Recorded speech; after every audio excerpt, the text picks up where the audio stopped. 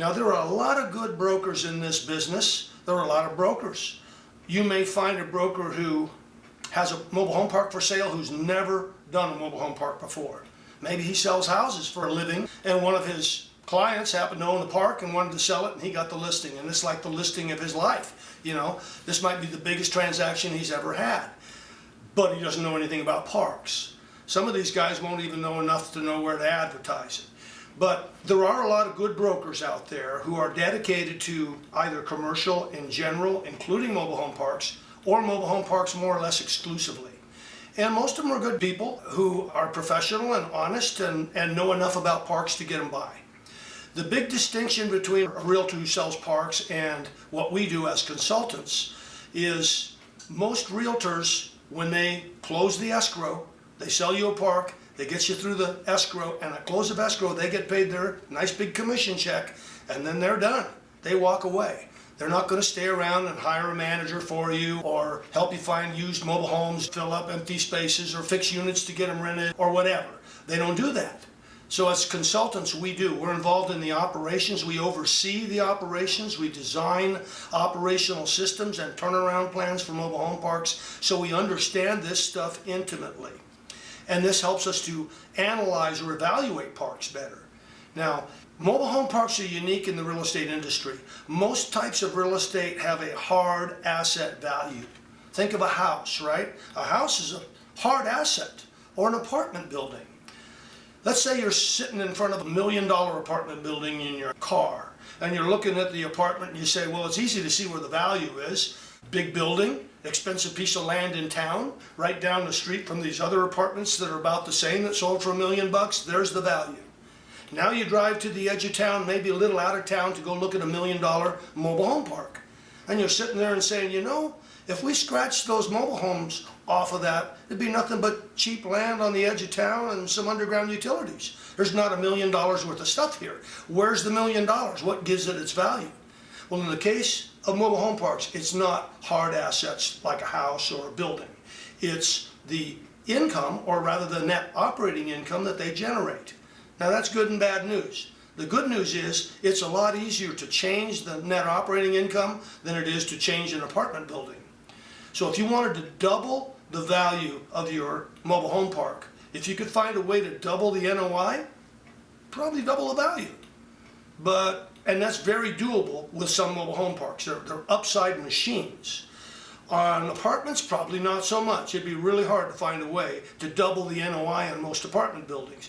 And besides maybe cleaning it up and painting and landscaping a little bit, there's not a lot you can do to enhance the value. The market is going to drive the values on hard real estate. When the market goes down like it did in 2008, it doesn't matter how nice your house is, it's going down. Whereas parks, during the big crash of '08, didn't actually go down much because they were income-based, okay? Mobile home parks are not about hard assets, they're about operations. And so banks don't like it because they don't know what to make of it. That's the downside. The upside is, like I say, you can really turn a park around and make a huge difference in the value. Brokers who don't work with mobile home parks as far as running them, they may buy them and sell them, they may find them, and they're good for that. But if they don't understand how to run them, if they've never actually run parks and run into the things that we have to do every day, how do you evaluate something that you don't fully understand? And so you have to, again, take it with a grain of salt. They're good, honest people. They're doing the best they can, but they've maybe never run mobile home parks before. So they may not be able to fill you in on all the intricacies that are going to make a difference when you own it. That's what we're here for. That's what we do. How's that for a shameless commercial? One thing that we offer is a no-cost, no-obligation evaluation of any mobile home park that you find for yourself. If you find something online that you're interested in, you can send it to us. We'll design a plan for the park, and we'll give you a bid for our services if it looks like something that's worth pursuing. Again, no cost or obligation. You don't have to use us, and we'll still do the same job for you on that. We're hoping we'll earn your business, however, once you see what's involved and what we can do for you. Next, we're going to talk about bird dogs and wholesalers. Now, what's a bird dog? Well, a bird dog, just like the name implies, sniffs out good deals. And they might work the state of Georgia, or they just work in, Louisiana or something, but they know their area very well, and they know a lot of people, and they're sort of naturals at this, and they'll scour around until they find a good deal on a mobile home park, for instance. And then they'll call people, or maybe even advertise the park, and say, I found this park, I want a finder's fee. And in general, bird dog fees run between $5,000 and $20,000. It could be more, it could be less. And they can be a real valuable resource. If you are lucky enough to find a good bird dog, treat them really well, take good care of them. Wholesalers do a similar job in that they go out and they find good deals on mobile home parks, usually in a certain area where they are focused. But the difference is they actually tie it up in contract. They've got to negotiate with the seller a good enough deal where they can mark up the property so that they can make some profit for them, that's why they're doing it, and still make it a good enough deal for you to where you're going to want it. It's a delicate balancing act, but there are some guys that are pretty good at it. So they can be a valuable resource as well. If you ever run into a wholesaler, again, take good care of them, stay in touch with them, ask them to send you the deals as soon as they get them. Maybe if you're lucky, you'll be his top person he sends them to first. And again, what is important to these people is that you're ready to act. There are so many people that will say, okay, well, I'll think about it, and they never do anything, and that drives people like this crazy. So if you can establish a reputation with them, and just tell them so. Say, if this looks like a good deal, I'm ready to make an offer today. Obviously, it's going to be subject to due diligence. You know that. Now, if you do work with a wholesaler, what they will do is assign their purchase contract, because they're in escrow, right? It's not your escrow yet, it's their escrow. When you're ready to take it over, you sign a little agreement where you're going to pay them their fee, whatever it is. Sometimes it's built into the price. And he will assign that contract to you, and you take that escrow over. So you're going to have to do your own due diligence. He may help, but you want to do your own, right? He's in a position where he really wants to sell that park. So it's very important for you to be looking out for your interests, and you want to see that contract that you are going to be assigned. A lot of them won't want to show it to you because they're afraid you'll see how much money they're making. Tell them, listen, I know you're making money on this. I have no problem with that, but I got to see that contract. If it's going to be assigned to me, if I'm being held to the terms of the contract, I have to see the contract. How do we find most of our parks? We're in the business. This is all we do. For 25 years, we've done nothing but mobile home parks. I've been with the company since '06.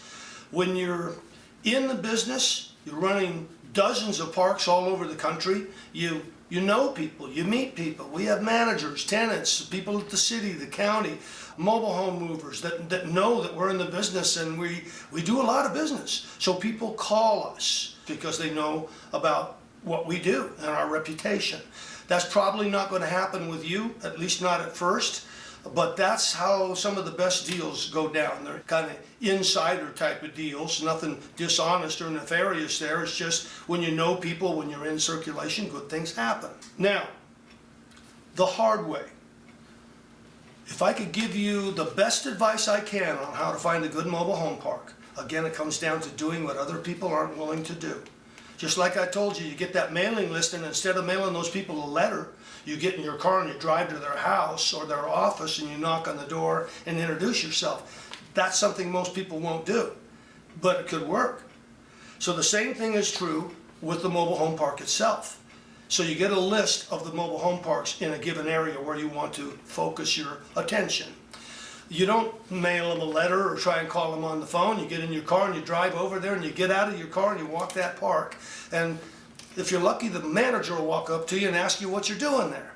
You introduce yourself, you tell them I'm in the mobile home park business, I saw this park, I thought it looked kind of nice. You're doing a good job of running it. You know, give them a little compliment, make some friends, talk, this, that, the other. Oh yeah, we invest in mobile home parks and whatnot. Any chance the owner might consider selling this? You don't want to jump right on that. You want to give them 10 minutes to warm up to you first. And I would always squeak in a little comment before the big question about, do you think you'd want to sell it or not? I'd say anytime we buy parks, we always like to find a park that has a good manager in place who wants to stay. And I can see you've done a really good job here. So that's a good way of saying that his job's not in jeopardy if you buy the park. And then you say, listen, is there any chance the owner might sell this park? And by then you're old buddies and you never know. We were running a park we still are, in 29 Palms, California, Southern California. And we were driving the area and going through all the other mobile home parks in the area as comparables. And there was a guy up in a ladder pruning a tree, and I started talking to him. Turned out he was the park owner. He was there pruning trees. So you never know how lucky you can get. I thought we were going to get that one, but he said no, we'll pass it on to the kids. But that is how things go when you do what other people aren't willing to do. You get out of the car, you talk to people face to face. Nothing will ever replace that. All the electronics and the tech in the world will never replace a handshake and good eye contact. So in conclusion, there's no easy way. Even in a normal market, it's tough to find a good mobile home park. In a market like this, it's going to be very, very tough. But it's done all the time. We do it all the time. And you know, maybe we can give you some help and some advice. Again, we're consultants, that's what we do.